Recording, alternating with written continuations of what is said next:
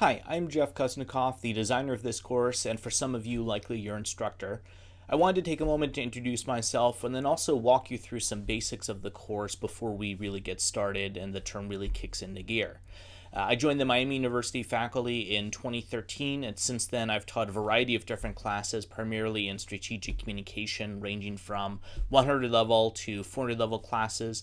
I'm also one of the designers of both of the applied communication degrees, our Bachelor's of Science in Applied Communication with a major in Health Communication, and also our new Bachelor's of Arts in Applied Communication with a major in Communication Studies. If you're majoring in either of those, you're likely going to run into me quite a bit since I'm one of the faculty members that teaches a variety of the classes in both of those majors. What I want to do first is kind of talk you through how to get into the course and how to navigate through this and to an extent what to expect.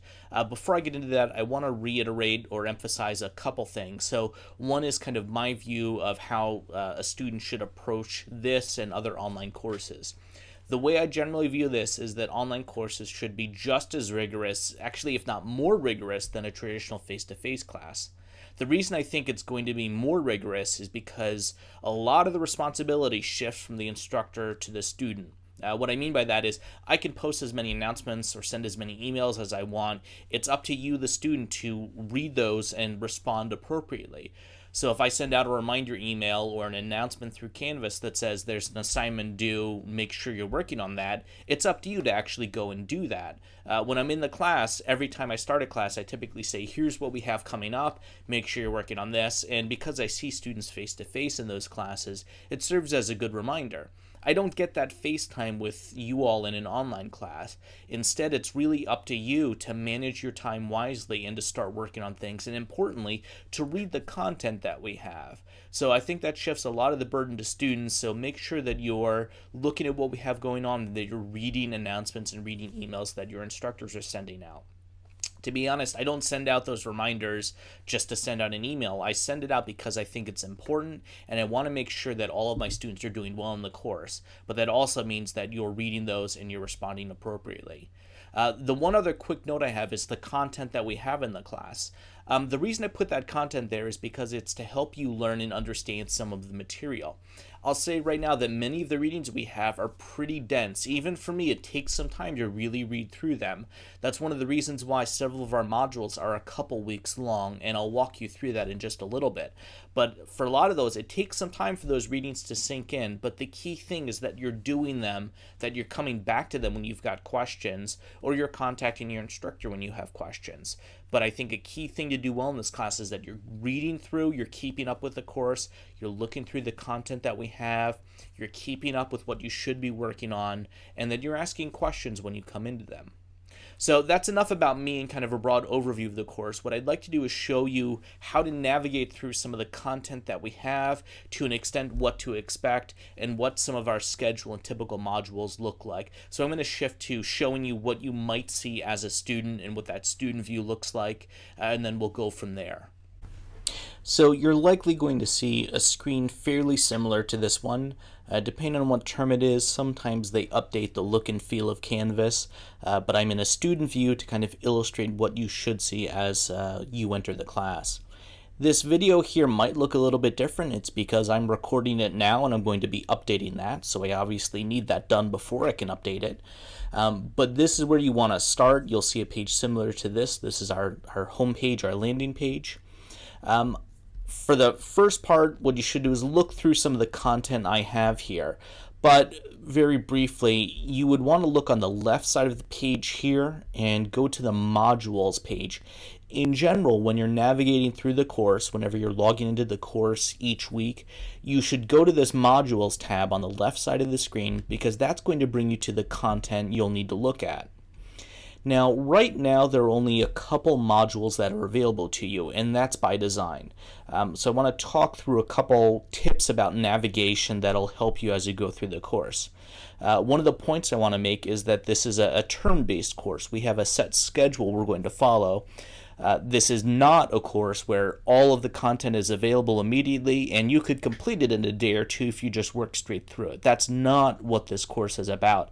This is a term-based course, which means we have a set schedule just like you'd have in a face-to-face class. And along those lines, modules will automatically unlock as we progress through the course. So for right now, Module 0, our Getting Started module, and then also this APA module are both available to you. For the time being, I've made Module 1 available so that I can illustrate what you're likely going to see with that. However, Module 1 will not be available to you until we hit that point in the term, and the same thing with Module 2, Module 3, etc. So you can still see this content, but with Module 3, you note that for this term, it's not unlocked until that date. So for the time being, what you want to focus on is Module 0 and the APA module. Now, one quick thing I want to point out is something that will occur in most of the modules that we have.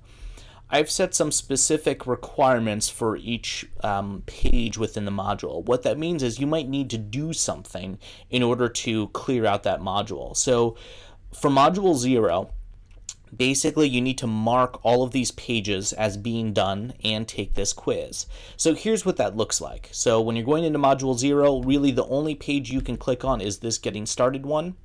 When we go into this, you'll see it has a lot of content here. This is content I want you to look through. I have a Getting Started video. I have this module activities. And what you're going to need to do is in this top right corner here where it says mark as done, you're going to need to physically click on that to mark it as done. You'll notice it changed to a green done. That means I can progress through to the next page of this module. Now, here's this course introduction video. I'm going to show you what not to do. So this needs you to mark it as done. I'm not going to do that. I'm going to try to click next. And you'll notice it comes up with this error message, and it's telling you what needs to be done, that the course introduction video must be marked as done before I can view this course schedule. So what I should do is click back, go to the previous page I was on, look through that content, watch that video or read through whatever I have, mark that as done after you've looked through it, and then you can go through to the next page. So you see here we have our course schedule. Because I marked it as done, that means I can actually look at it now. The same thing applies. You should look through this content, mark it as done when you've gotten to it and you're happy with it and you've acknowledged that you've read through it, and then you can go on to the next page. So this is a syllabus quiz and a course quiz. You can take that and you can take it as many times as you want. There's no reason you shouldn't receive full points for it. It just means that I want you to look through the content that we have and take that quiz. Now I'm going to go back to the modules, and you'll notice that this has updated with some of that content, that I've marked those 3 pages as done. If I took the syllabus quiz, it would have my score here. And then I've also got this final exam information, but I want you to take that syllabus quiz first. Now the APA module, I've left that open to you. But you do need to take that APA module quiz. So if we go into the Getting Started with APA, you'll see the content I have there. It's meant to help you understand APA. This is something you can always come back to later on in the term as we get into APA a little bit further. I want to show you one thing with Module 1, but again, this won't become available to you until probably the second week of the term. So for most of our modules, they follow a very similar layout where I lay out the module outcomes, what readings you'll need to do, and what the specific activities are. But these activities are very much in the next pages that come up. But again, pay attention to what's in the top right corner. I'm going to mark this as done because I'm familiar with it, and then I'm going to go to the next page. I've got a video lecture. This happens on many of the modules that I have. Well, I'll talk through some of the content. What you should do is read the content beforehand, and then these module videos are just meant to help flush out your understanding of the material. I'm not going to make you watch this video twice. I'm going to mark it as done and go to the next page. And this is an important point I want to make because I think this is helpful for students. These are what I call assignment pages. This is basically some information about an assignment we have coming up. The way I typically like to do things in my face-to-face and online classes is to give you information to essentially assign an assignment well before it's due. That's what this page is acting as. It's telling you about the interpersonal communication guidebook assignment. I've got some text there. I also have this overview video that you should watch. I have the objectives and then the different sections. And then in this case, this is a larger project that has multiple steps to it. So I talk about the first step here. But what I want you to do is read through this because this is going to give you a good idea of what this assignment is about, what the expectations are, and what the next steps are. So for virtually every assignment that we have, I have one of these assignment pages where it explains the content that we have and what we have coming up. So I definitely want you to look at that. and you can go to the next pages to do the other things that are here as well. I'm going to skip through much of this because I just want to highlight some of the things I'd like you to do. Same thing with the discussion leader assignment. This is the assignment page for it. This is giving you everything that you need to know about the assignment, but it's separate from the actual page where you go to turn them in, because that won't unlock until we get to the module that it's due at. I think it's far better to give you all this content early, and then you can go to the assignment page when it comes time to actually submit that assignment, so we can kind of jump through that. So I'm going to go back to the modules page, and you'll notice it kind of updated with what I viewed. And in general, that's how you should look through some of the modules. So the last thing that I'll say is back at kind of our course schedule. And it's to give you a broad overview. In general, the way the course is going to work is that a new module becomes available Monday morning at roughly 12:01 a.m. Canvas knows that that's when they become available, and it'll automatically unlock these new modules to you. But you need to make sure that you're meeting all of those individual requirements in terms of marking something as complete, or viewing a page, or submitting something. Those are there to help keep you on track. It's very easy to get lost in the course if you don't have those guideposts there. So make sure you're looking at those. In general, assignments are typically due on Sunday evening by 11:59 p.m. What I would recommend you do is do not wait until the last minute to submit assignments or to start working on them. Feel free to submit them a couple days early or when your schedule allows. While I do give you up to Sunday by 11:59 p.m. for most of the assignments, I do recommend you submit those early. Now, there are a couple assignments that don't follow that convention. For example, the relationship analysis presentations aren't due by Sunday. That's because fall term classes have ended by then. So there's a different due date for this relationship analysis presentations, and that's marked on the assignment page for it.